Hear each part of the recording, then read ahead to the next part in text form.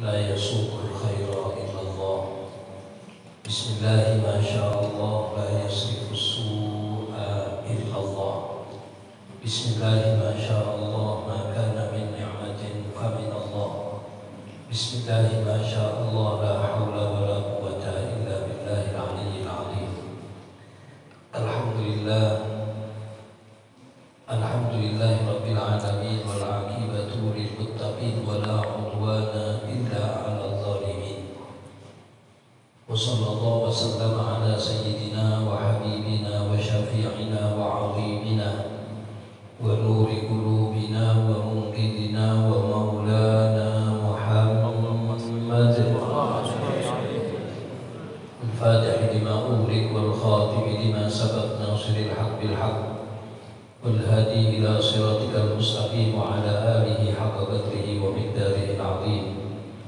أما بعد، حضرة الحبائب الأفاضل والعلماء الأماجد، أخينا وحبيبنا الحبيب عمر بن عبد الرحمن الحداد، حبيب زيد بن عبد الله الزاهر، حبيب عبد القادر، حبيب عبد الله ابن الحبيب سالم الجفري، Kiai Haji Salim Nur, para sesepuh, bini sepuh, Abah Haji Abdul Bari, Abah Munir, dan seluruh jajaran takmir Masjid Miftahul Jannah, hadirin wal hadirat, bapak-bapak, ibu-ibu, dan saudara-saudara sekalian yang kami doakan, mudah-mudahan ketika kita duduk di Masjid Miftahul Jannah, kita sudah memegang kunci daripada surga itu, dan kita semuanya akan masuk ke dalam surganya Allah Subhanahu wa Ta'ala.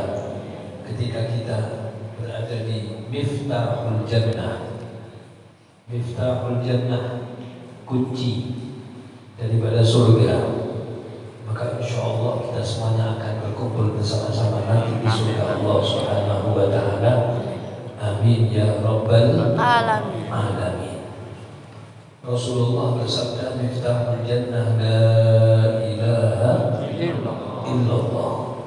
Kuncinya surga itu adalah la ilaha illallah, yang artinya adalah kalau seseorang itu sudah memegang kuncinya, berarti dia tinggal masuk saja.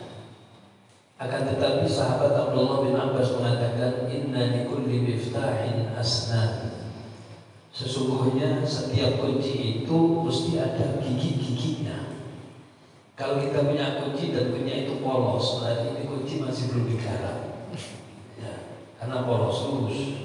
Maka harus dikasih gigi-gigi supaya bisa membuka apa yang akan kita buka.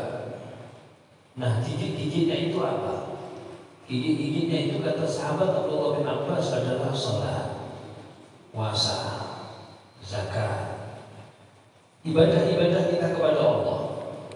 Termasuk diantaranya adalah hadir kita malam hari ini dalam rangka untuk hadir majelis ilmu, dan tadi diawali dengan sholawat serta salam kepada junjungan kita Nabi Muhammad SAW. Di mana dengan kita hadir di rumah Allah Subhanahu wa Ta'ala seperti ini, maka berarti kita saat ini adalah menjadi tamu-tamunya Allah Subhanahu wa Ta'ala. Dan ketika kita menjadi tamu-tamu Allah Subhanahu wa Ta'ala, maka sudah semestinya Allah akan memuliakan tamunya. Sahabat bertanya, apa bentuk daripada Allah akan memuliakan tamunya itu? Wahai kanjeng Nabi, al-maghfiratu wa ridwan. Orang itu tidak akan keluar dari rumah Allah kecuali mendapatkan pengampunan dan ridhonya Allah Subhanahu wa Ta'ala. Mudah-mudahan kita tidak keluar dari masjid ini kecuali kita semua sudah diridhoi oleh Allah, kita semua sudah diampuni oleh Allah. Allah sendiri yang sedang berfirman kepada para malaikatnya, Isyhadu anni qad ghafartu lahum. Saksikan malaikat, sesungguhnya aku sudah mengampuni orang-orang yang ada di situ. Amin ya Rabbal Alamin. Mungkin ketika akan berangkat ke masjid ini, tadi disampaikan suasana, ya, karena cuacanya tidak mendukung, ya cuaca ya suasana, ya, cuacanya tidak mendukung, suasana juga tidak mendukung, suasananya tidak mendukung, ya. Tadi disampaikan oleh takmir, masya Allah, ya, banyak orang-orang yang justru situasi dan kondisi suasana seperti ini justru menjauh dari masjid. Ya. Orang itu kalau takut harimau, maka dia harus menjauhi harimau. Takut ular, jauhi ular. Tapi kalau takut mati, ya, orang takut corona itu artinya kan takut mati, ya kan? Kalau takut mati berarti dekat Gusti Allah. Jangan takut mati malah menjauh dari Gusti Allah. Tadi Pak Takbir menyampaikan bahwa justru orang-orang yang hati-hati sekali, weekly point, malah dimarahi yang di corona. Ya. Selawar-lawaran ini malah biasa-biasa. Ya. Subhanallah, Takbir Masjid Jamek Profesor Dr. Syuhada itu kalau sholat muslim paling utara, menguasai juangkan pakai kaos tangan. Biasanya itu sebelum ada COVID, itu kalau salaman dengan saya itu cipika-cipiki. Ya, begitu ada COVID, ada orang patut itu disuruh minggir. Itu yang batuk itu tolong itu di sebelah selatan saja, jangan di area utama. Ada orang patut mesti begitu kan. Subhanallah, wikrit mati kena corona. Ya, mati kena corona. Muadzzinnya juga begitu, yang paling dikrit juga begitu, meninggal dunia. Subhanallah, keyakinan kita apa? Sesuatu Allah Subhanahu wa Ta'ala tidak mengirimkan manfaat untuk kita, ya, kecuali manfaat itu pasti akan sampai kepada kita. Dan Allah Subhanahu wa Ta'ala tidak mengirimkan madarat kepada kita kecuali madarat itu pasti akan sampai kepada kita. Ketika Allah Subhanahu wa Ta'ala tidak mengizinkan manfaat itu sampai kepada kita, walaupun orang sak dunia bersatu untuk mengirimkan manfaat itu kepada kita, tidak akan sampai kepada kita karena tidak ada izin dari Gusti Allah. Begitu juga orang seluruh dunia akan mencelakakan kita dengan pakai apapun caranya dan sebagainya. Tapi ketika Allah tidak memberikan izin kepada kita, sak dunia yang akan memadorkan kita, membahayakan kita, pasti tidak akan sampai. Sak dunia tidak sampai. Kenapa? Karena sesuatu yang sampai kepada kita dari kebaikan atau dari apapun bentuknya malapetaka, ketahuilah itu semuanya karena sudah dituliskan oleh Allah Subhanahu wa Ta'ala. Dan ini adalah merupakan akidah Ahlus Sunnah wal Jamaah. Ya, Ahlus Sunnah wal Jamaah. Tadi kita sudah mendengarkan paparan yang luar biasa. Sebetulnya mendengarkan paparan seperti itu kita ini ngeri. Ya, kita ngeri. Kenapa? Karena orang-orang yang dicontohkan seperti tadi yang disampaikan itu untuk akhir-akhir ini adalah sangat-sangat mengkhawatirkan. Ya, sangat-sangat mengkhawatirkan. Makanya Kanjeng Nabi Muhammad SAW bersabda, "Satakunu fitanun kaqiqa'in lailil mudlim." Akan datang kepada kalian fitnah-fitnah, akan menimpa umat Islam fitnah-fitnah. Dan fitnah-fitnah itu adalah seperti gumpalan-gumpalan malam, saking samarnya. Orang terkadang tidak merasa bahwa dia sudah terkena fitnah, tapi dia tidak merasa, enjoy, enak saja dia, ya, enak saja dia. Padahal dia saat itu sudah terkena fitnah yang berat, tapi dia tidak merasa. Yusbihu rajulu mu'minan wa yumsi kafiran. Pagi hari dia masih Islam, tapi sore sudah berubah menjadi kafir. Ya. Pagi masih Islam, sore sudah kafir. Kafir dalam hal ini mungkin cuma dia tidak merasa kalau dia dalam keadaan kafir. Karena apa? Ucapannya sudah menjurus kepada kekafiran, tapi dia tidak merasa. Makanya Al-Habibul Imam Abdullah bin Husain bin Tahir di dalam Muqaddimah Sulam Taufiq, di situ beliau mengatakan, laqad kathura fi hadzal zaman at-tasahul fil kalam. Sungguh banyak di zaman sekarang ini. Zaman sekarang itu maksudnya zamannya beliau Imam Abdullah bin Husain yang ngarang ya Arhamar Rahimin itu zaman beliau. Laqad kathura fi hadzal zaman, zamannya beliau bukan zaman kita. tasammulu fil kalam. Orang kadang-kadang sembrono di dalam berbicara. Hatta yakhruj an ba'dihim kalimat atau alfaz. Sampai kadang-kadang keluar dari kesan-kesan mulut-mulut mereka itu kalimat-kalimat, lafaz-lafaz yukhrijuhum anil Islam. Sudah mengeluarkan dirinya dari Islam, wa hum la yarawna dzalika dzamban fadlan an kaunihi kufran. Mulutnya mengucapkan ucapan-ucapan yang bisa mengeluarkan dirinya dari Islam, tapi dia sendiri tidak merasa berdosa, apalagi merasa bahwa dia sudah keluar dari Islam. Ngomong dosa blok saja tidak pernah, apalagi keluar dari Islam.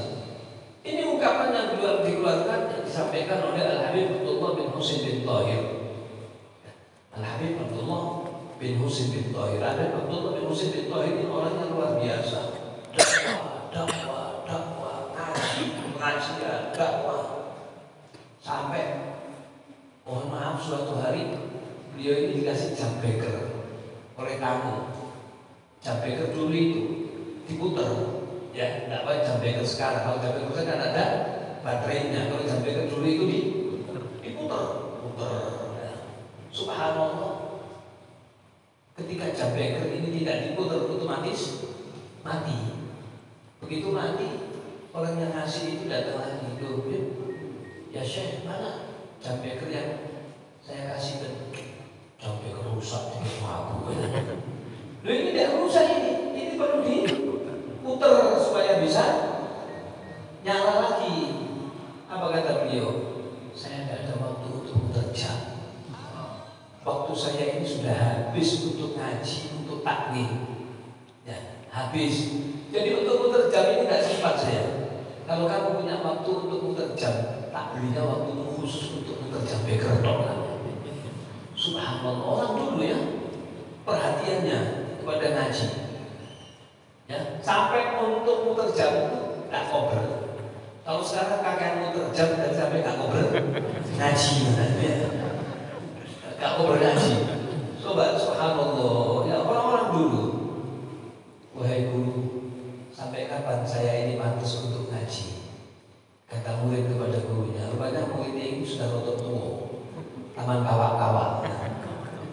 Sampai kapan kami ini pantas untuk ngaji, wahai guru?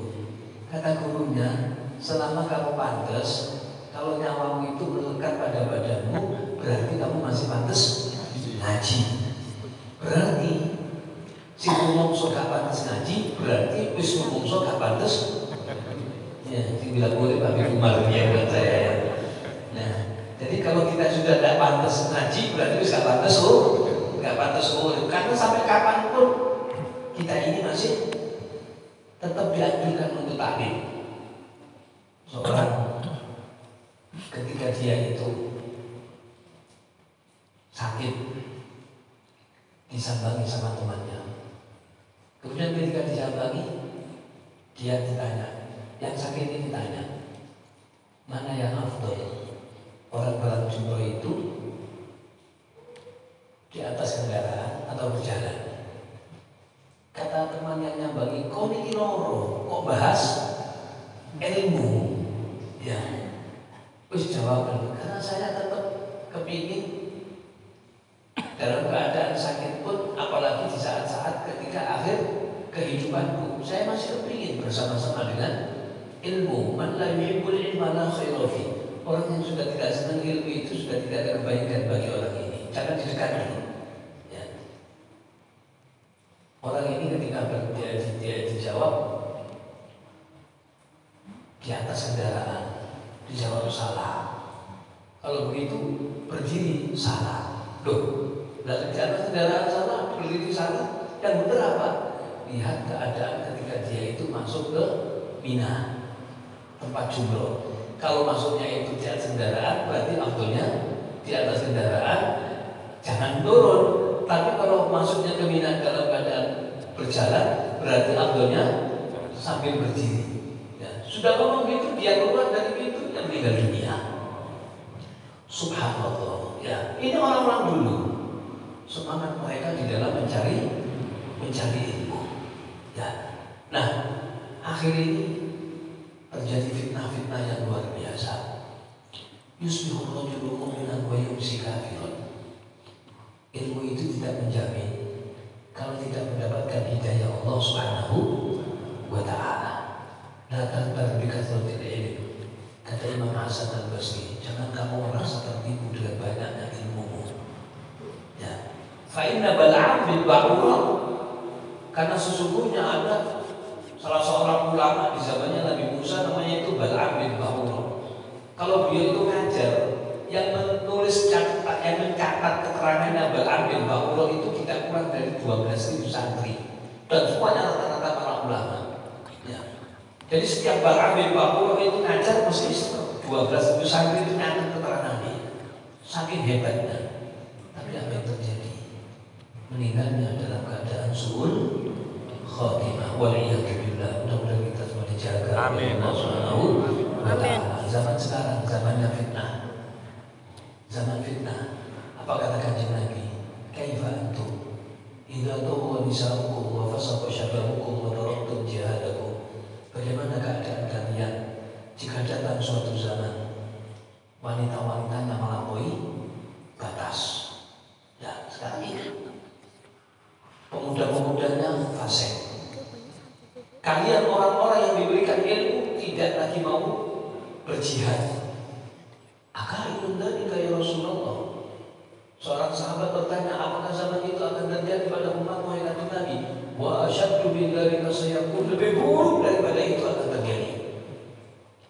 Kaifa antum idza ra'aitumul munkara ma'rufan wal ma'rufa munkaran. Bagaimana kalian kalau datang suatu zaman di mana mungkar menjadi ma'ruf, ma'ruf menjadi mungkar. Ya. Sekarang ini yang baik dianggap jelek, yang jelek dianggap baik. Kalau dulu ini becik ke titik, olo ketolo. Kalau sekarang enggak, becik ke tapi, olo keterima. Itu sekarang ya. Becik ketampe olo keterima. Apa mana sih gowo olo ini adalah mereka-mereka yang justru kadang-kadang bertitelkan ulama, kiai, haji, tapi saya digowo olo.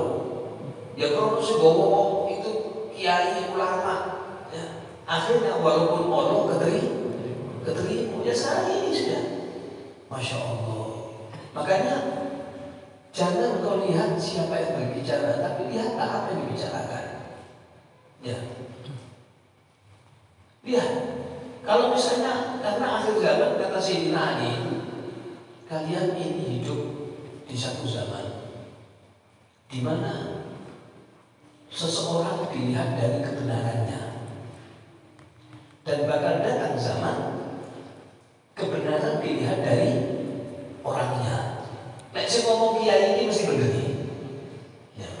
Ini akhir zaman fitnah. Apakah itu terjadi pada umat Kanjeng Nabi? Wa asyaddu min dzalika sayakun. Lebih buruk daripada itu bakal terjadi. Kaifa antum idza amartum bil munkar wa nahaitum 'anil ma'ruf. Bagaimana kalian kalau datang satu zaman yang terjadi bukan lagi amar ma'ruf nahi munkar, tapi amar munkar nahi ma'ruf. Ya. Nah kalau sudah begitu bagaimana kata Nabi? Halaftu, aku bersumpah, la utihanna alaikum hatta yasirul halimu fiha hayran. Aku akan berikan satu pemberian di mana pada saat itu orang-orang yang ngerti, orang-orang yang dikasih ilmu menjadi bingung. Orang-orang kafir itu pinter, ya gak bodoh. Ya apa caranya ulama-ulama ini jadi ulama-ulama yang bingung. Ya. Maka mereka gampang saja. Ya. Apa? Lagi haram. Kasih makanan yang haram, berubah sudah. Ya. Begitu dikasih makanan yang haram, man akalan haram, asab jawarihuhu sya'am abad. Barang siapa yang makan makanan haram, anggota badannya enteng untuk dijak maksiat, mau atau tidak mau. Mau atau tidak mau, karena sudah dikasih makanan haram.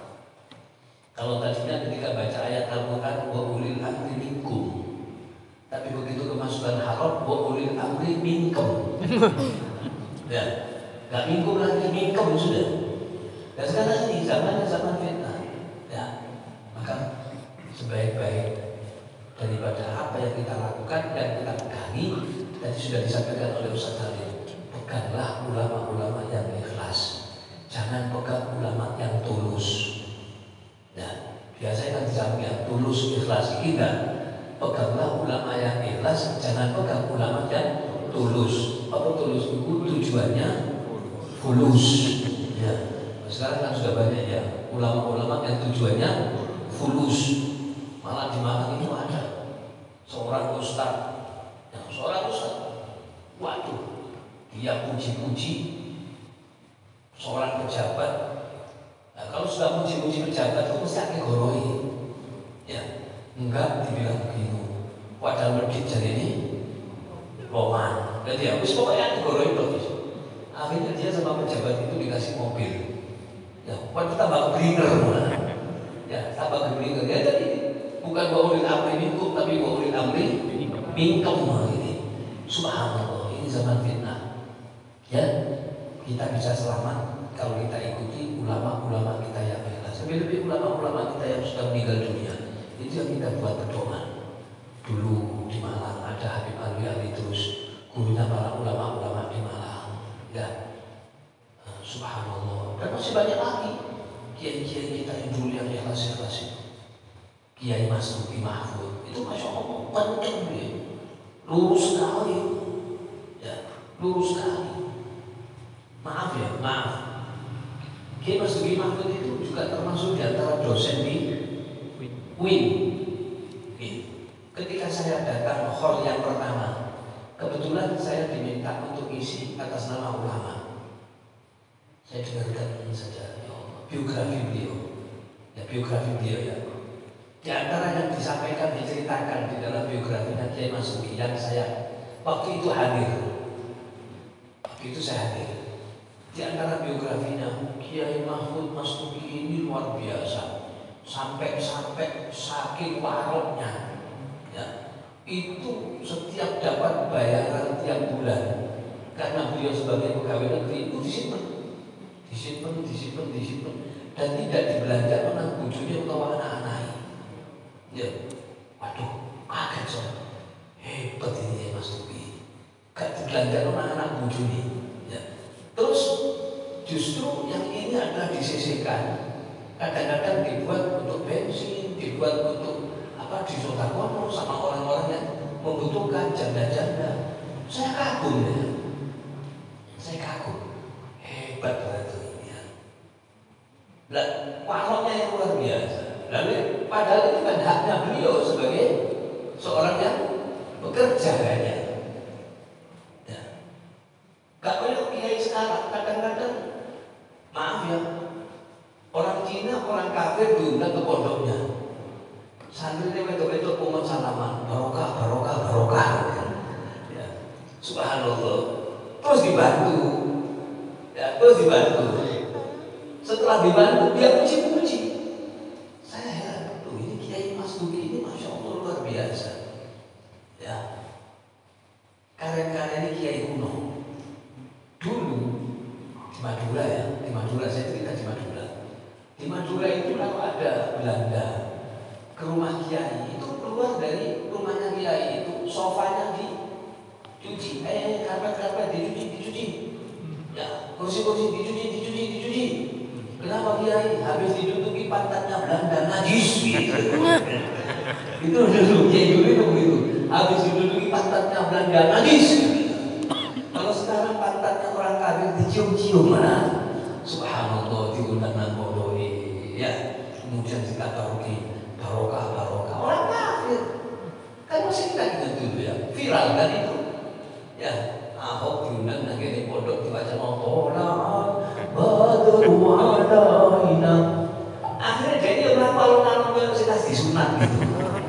Menikmati tolaan Badru alaina. Sing salah ya bukan yang dibaca, sing salah sing kucur itu dibaca no. Orang itu hanya untuk Kanjeng Nabi ketika disambut masuk ke kota Madinah. Kok ini malah untuk orang kafir yang diundang di pondok. Ditinggal juga. Ya. mereka memberikan bantuan. MM-an pun itu mereka tidak rugi. Kenapa?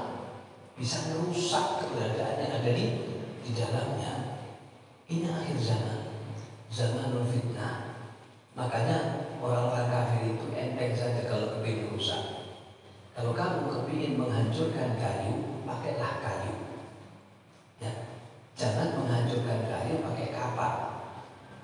Ya, merobohkan kayu pakai kapak. Kapaknya apa namanya? Ini pohon tidak bisa rubuh. Artinya apa? Kapak tanpa kayu. Ya, tapi begitu tidak tanganan kayu segede, rubuh tidak? Rubuh. Kalau ingin menghancurkan umat Islam, pakailah ulama-ulamanya. Ya, ulama-ulamanya. Ya, ulama yang tadi disampaikan sama Ustaz Salim tadi itu ya. Nah, kalau sudah begitu, hancur sudah. Makanya senjata kita cuma tinggal satu. Hadir majelis taklim, berbanyak sholawat kepada kanjeng Nabi, berbanyak berdoa, lebih bisa fitnah seperti ini. Karena satu-satunya senjata kita adalah tinggal berdoa. Ad-du'a'u silahul mu'min. Doa itu adalah senjatanya orang mukmin. Kunut nazilah kita baca seperti kata Ustaz Tahmir tadi itu ya, dibacakan kunut di Ustaz di masjid ini, bacakan kunut nazilah, kunut untuk menolak bala dan musibah. Berbanyak doa kepada Allah Subhanahu wa taala, karena la yurudul qada illa doa. Tidak ada yang menolak takdirnya Gusti Allah kecuali banyak berdoa. Mudah-mudahan doa kita semua dikabulkan oleh Allah Subhanahu wa taala, dan dengan doa yang dikabulkan oleh Allah Subhanahu wa taala ini akan mengantarkan kita semua menjadi orang-orang yang selamat di dunia, selamat akhirat. Bahagia di dunia, bahagia di akhirat. Di dunia hasanah wa fil akhirati hasanah wa qina adzabannar. Mudah-mudahan umur kita diberkahi oleh Allah. Rezeki kita diberikan rezeki yang banyak, yang halal, yang barokah, untuk menambahkan ibadah kita kepada Allah Subhanahu wa taala. Saudara-saudara kita yang sakit dari jemaah Majelis Al-Hasani, tadi disampaikan oleh Bapak Takmir, masih ada yang sakit. Tentu yang sakit mungkin bukan dohir, batinnya yang sakit. Kati metu-weti, nah ini kan batinnya masih sakit ya. Mudah-mudahan segera diberikan kesembuhan oleh Allah Subhanahu wa taala, sehingga Majelis Al-Hasani insyaallah akan kembali seperti semula dan diridhoi oleh Allah Subhanahu wa taala. Kita semua mudah-mudahan tetap diberikan sehat walafiat, diberikan istiqomah oleh Allah Subhanahu wa taala, dan hajat-hajat kita dimudahkan oleh Allah. Anak-anak kita semua menjadi anak-anak yang soleh solehah, sehingga pada akhirnya kalau sudah waktunya kita diundang oleh Allah, mudah-mudahan Allah mengundang kita, orang tua kita, keluarga kita, anak-anak kita, dan semua orang-orang yang kita cintai dalam keadaan husnul khatimah. Amin ya rabbal alamin. Ala hadhihi niyyah wa kulli niyyah min niyatin shalihah wa ila hadratil habib Muhammad sallallahu alaihi wasallam.